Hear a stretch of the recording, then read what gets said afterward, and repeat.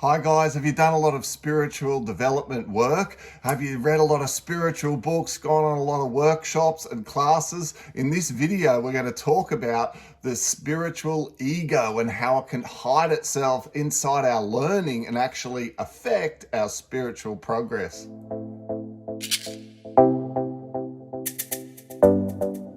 So guys, if you're like us, you've probably read a few books, listened to a few podcasts, you love learning, you love growing yourself, your knowledge, your understanding, and certainly the more you learn, the more you want to learn more about it, etc., and to sort of grow as a being and to explore different aspects of the self. But I've been listening to some great information recently about how if we're not careful, one of the last places the ego, of course, that we're learning to drop, right? We're learning to get rid of this ego as you learn to become more aware that we're not actually individuals trying to build ourselves up and somehow just focus on service to self, but rather all this is about service to others and how can we have this ripple effect and how can we go out and make the world a better place and be a shining light to other people. You know, these beautiful ideas and concepts to help raise the vibration of humanity. But as you learn and as you do the spiritual practice and you go right into these concepts, sometimes ego can hide itself in amongst those learnings and in amongst those spiritual concepts. And that's really what we wanted to talk to you about today. Yeah, so I guess this is just like a full open education video around ego and just to watch out for, ego in the spiritual realm, because there seems to be a lot of energy forcing its way to the earth, which is awesome because we're all elevating and, raising our frequency and our vibration and clearing the density. But we're noticing there is a lot of chaos on the planet and the energy is, causing people to be disruptive, act out of sorts, draw the line in the sand. And so it's important to see the signs when you do see the signs. With practitioners, with your friends, with your family, and just to always show love and compassion for them and not go to that old wiring, the old 3D way of aggression, projection, dismissive. And so we just wanted to share that, to be conscious of it, to be aware of it, be the observer of things playing out and how you respond.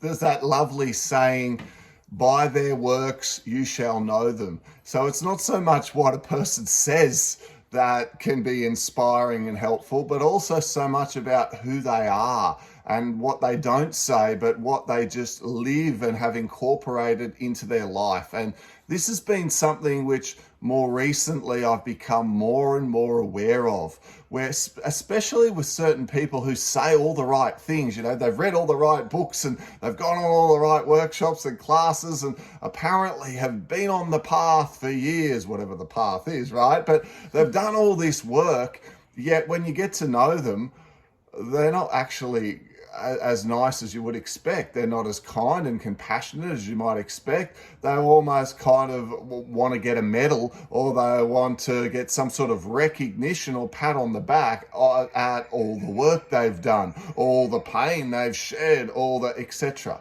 And we're all on our own journey. And the whole purpose of learning that information and incorporating it then into our life is what you are. Speak so loudly people can't hear what you say. Yeah, it's great to help people and to guide them and encourage them.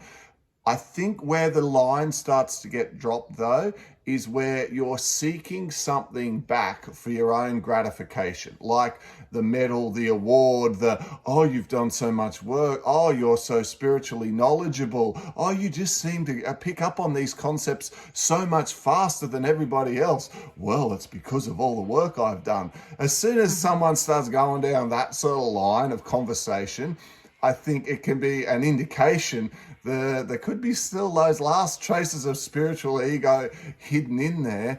And of course, it's not up for us to say, I think you're full of ego, but rather for us to just reflect on that, what that means for ourselves, and for us to always remain in a place of oneness and contentment, and realizing we're all connected at a deeper level, that we're all going on our own journey, and that, the divinity in me is able to see the divinity in them and to just love and to accept where they are and where they're at.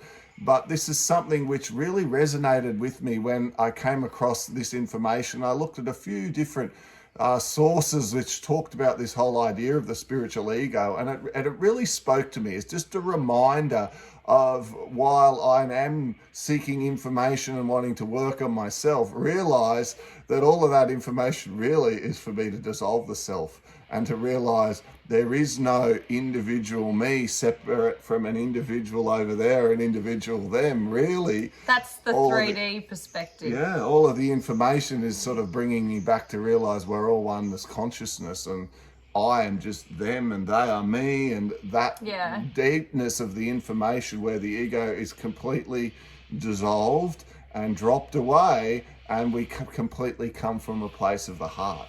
And, you know, we're still learning all of this. So if you do see the separation in the 3D realm, like, you know, someone gaining more physical items, we've said this before, when there's physical gains, like a bigger house, bigger car, more money, bigger expansion, that's all coming from a 3D perspective, because it's looking at it like separation. Because the truth is, the divinity is in all of us, and the divine, we're a spark of the divine. We're all one. So when we're raising our frequency, we're all returning back basically to source, who made us, and we're all the same. So, you know, it's just a 3D paradigm, that old 3D ego with separation. Hey guys, I think the real message of this video is continue to learn, continue to fill your mind with the good, the clean, the powerful, the positive, work on yourself, do things to heal. And if you getting questioned, or you're asking, or even feeling the urge to share your spiritual progress, your spiritual knowledge, etc., with others, really do it from a place of love and compassion and kindness, and respect the person's free will.